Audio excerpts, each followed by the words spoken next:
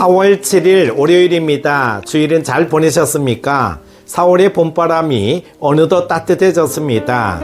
꽃은 피고 바람은 부드러워졌지만 우리의 마음은 여전히 광야의 바람 속을 걷는 것 같을 때가 많습니다.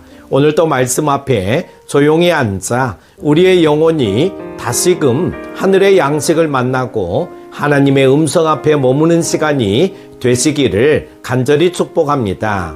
함께 묵상할 말씀은요, 민수기 11장 1절에서 9절입니다. 여호와께서 들으시기에 백성이 악한 말로 원망하며 여호와께서 들으시고 진노하사 여호와의 불을 그들 중에 붙여서 진영 끝을 사르게 하시매 백성이 모세에게 부르짖음으로 모세가 여호와께 기도하니 불이 꺼졌더라.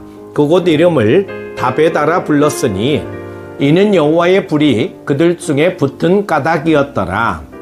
그들 중에 섞여 사는 다른 인종들이 탐욕을 품음에 이스라엘 자손도 다시 울며 이르되 누가 우리에게 고기를 주어 먹게 하랴. 우리가 애굽에 있을 때에는 값없이 생선과 오이와 참외와 부추와 파와 마늘들을 먹은 것이 생각나거늘 이제는 우리의 기력이 다하여 이 만나 외에는 보이는 것이 아무것도 없도다 하니 만나는 가시와 같고 모양은 진주와 같은 것이라. 백성이 두루다니며 그것을 거두어 맷돌에 갈기도 하며 절구에 찍기도 하고 가마에 삶기도 하여 과자를 만들었으니 그 맛이 기름 섞은 과자 맛 같았더라. 밤에 이슬이 진영에 내릴 때에 만나도 함께 내렸더라. 아멘. 오늘 본문은 민수기 11장 이스라엘 백성이 만나를 향한 불평을 시작하며 하나님의 마음을 아프게 했던 장면을 담고 있습니다. 이 본문은 단순히 그들의 과거 이야기가 아니라 오늘 우리의 삶과 믿음을 비추는 거울입니다. 첫 번째로 광야의 불평입니다. 시작은 작았으나 끝은 하나님의 진노였습니다. 1절에 백성이 악한 말로 원망하며 여호와께서 들으시고 진노하사. 아멘. 이스라엘 백성은 광야라는 현실 한복판에 있었습니다. 그들은 이미 홍해를 건넜고 시내산에서 하나님의 율법을 받았으며 하늘에서 내리는 만나를 통해 하나님의 살아계심을 매일같이 경험하고 있었습니다. 그런데 그들의 입술에서 나온 말은 찬양도 감사도 아닌 악한 말이었습니다. 하나님은 이 불평을 악한 말이라 단정합니다. 이는 단지 고통의 표현이나 피곤함의 토로가 아니었습니다. 그 불평의 깊은 뿌리는 하나님의 선하심에 대한 의심, 곧 하나님을 향한 불신과 반역의 마음이었습니다. 사랑하는 여러분, 우리가 인생의 광야를 걸을 때 입술에서 무심코 흘러나오는 말들 속에도 우리의 신앙 수준과 내면의 영적 상태가 담겨 있습니다. 하나님, 왜 나만 이래야 합니까? 주님, 왜 응답이 없으십니까? 이 말들은 우리 안에 남아있는 하나님을 향한 신뢰의 부재를 드러내는 경우가 많습니다. 하나님은 우리의 기도에 귀를 기울이시는 분이십니다. 그분은 한숨도 들으시고 눈물도 기억하시는 자비로우신 분이십니다. 그러나 믿음 없는 불평과 원망과 하나님을 탓하는 언어는 하나님의 마음을 아프게 하고 공동체를 병들게 합니다. 광야는 하나님을 경험하는 장소죠. 그 광야에서 불평으로 응답한다면 그 은혜는 축복의 계절이 아닌 심판의 계절로 바뀌고 맙니다. 작은 불평은 반드시 다뤄야 합니다. 왜냐하면 그것은 믿음 없는 마음의 시작이자 영혼의 방향이 틀어지는 지점이기 때문입니다. 오늘 우리의 말 속에 하나님을 신뢰하는 고백이 있는지 아니면 상황을 향한 불만과 의심이 있는지를 돌아봐야 합니다. 그 입술의 언어가 곧 우리의 믿음을 말해주기 때문입니다. 두 번째는 기억의 왜곡에 대해서 말하는데요. 애굽에서의 고기와 부추, 그러나 그 뒤에는 종살이가 있었습니다. 우리가 애굽에 있을 때에는 값없이 생선과 오이와 부추와 파와 마늘들을 먹은 것이 생각나거늘 5절 말씀이죠. 이스라엘 백성은 지금 하늘에서 내리는 만나를 매일같이 공급받고 있었습니다. 그런데 그들의 시선은 지금이 아니라 과거를 향해 있었습니다. 그들은 애굽에서 먹던 음식을 그리워합니다. 생선, 오이, 부추, 마늘, 입에 침이 고이는 기억입니다. 그러나 정말 그것이 값없이 주어졌던 것입니까?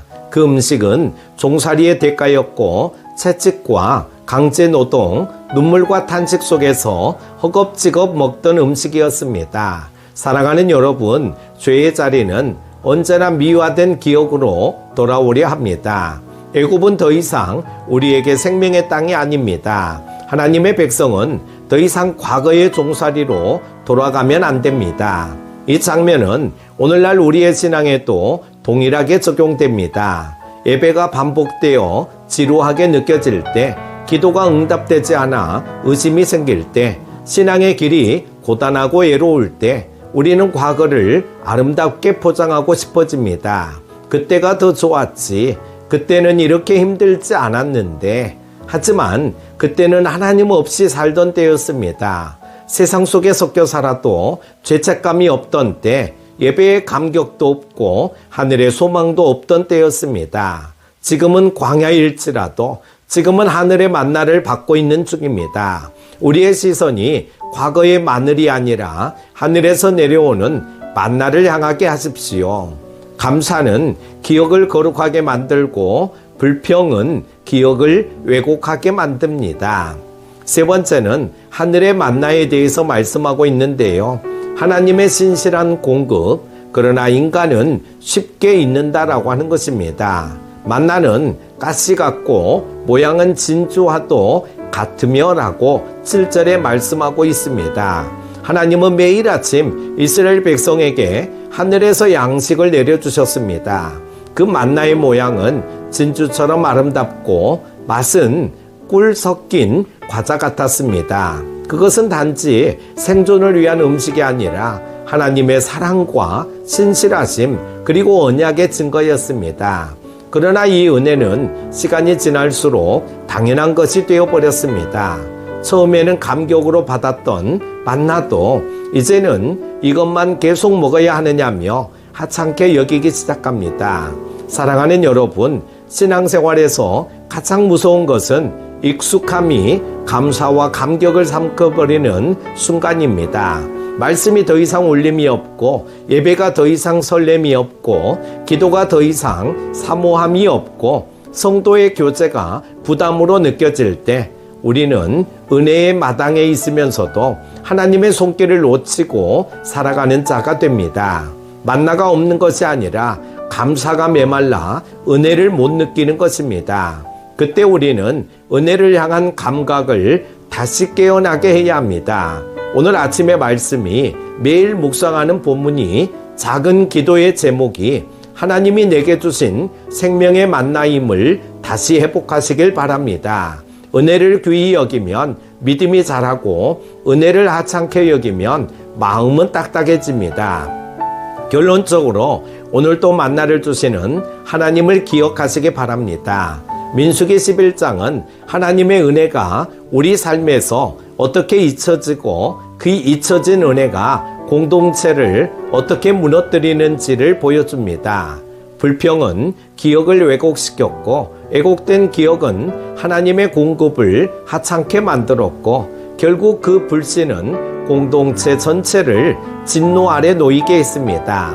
사랑하는 큐티 가족 여러분, 오늘도 하나님은 하늘에서 만나를 내려주고 계십니다. 여러분의 말씀 속에서, 기도 속에서, 성도 간의 교제와 삶의 섬김 속에서 하나님은 매일같이 우리를 먹이고 계십니다. 우리가 해야 할 일은 단 하나, 그 은혜를 기억하고 귀히 여기며 감사하는 삶을 회복하는 것입니다. 오늘도 하늘의 만나를 받는 자로 하나님의 공급을 감격하며 살아가는 진실한 신앙인이 되시기를 예수님의 이름으로 축복합니다. 기도합니다. 사랑과 은혜가 풍성하신 하나님 아버지, 오늘도 말씀 앞에 저희를 머물게 하시고 하늘에서 내리신 만나의 은혜를 다시 바라보게 하시니 감사합니다. 광야에서 지치고 피곤했던 이스라엘 백성처럼 저희도 때때로 불평하고 원망하며 하나님의 공급을 당연하게 여긴 적이 있었음을 고백합니다. 주님, 다시금 감사를 회복하게 하시고 매일의 만남 속에서도 주님의 신실하심을 찬양하게 하옵소서. 광야 같은 하루하루 속에서도 주님이 주시는 하늘의 양식으로 살아가게 하시고 오늘도 말씀과 기도로 승리하는 하루 되게 하옵소서. 예수님의 이름으로 감사하며 기도드립니다. 아멘.